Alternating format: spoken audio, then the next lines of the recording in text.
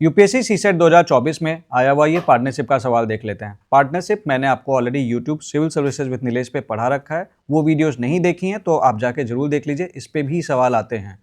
Partnership में एक simple सा कॉन्सेप्ट बताया था मैंने आपको कि profit is always shared in terms of और इन द रेशियो ऑफ कितना आपने पैसा इन्वेस्ट किया है और कितना टाइम के लिए आपने इन्वेस्ट किया है।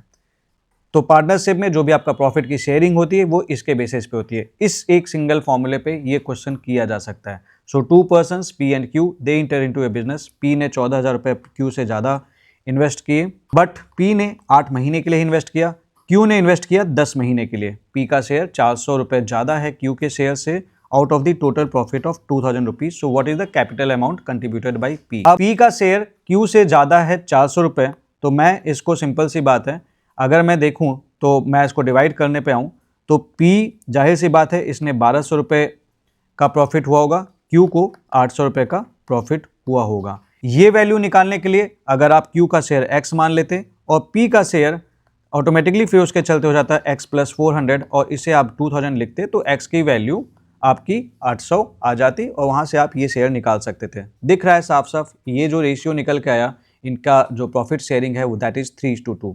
Now we know that profit is directly proportional to your investment into कितना टाइम के लिए आपने इन्वेस्ट किया है।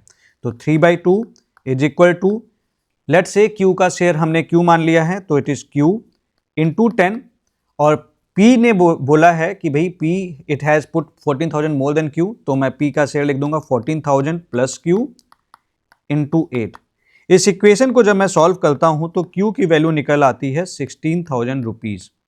सिंपल सा है। अब अगर Q का शेयर 16,000 है तो P का शेयर निकल के आ जाएगा 16,000 प्लस 14,000 दैट इज 30,000 रुपीज, जो कि आपका यहाँ पे दिया हुआ ए आंसर है।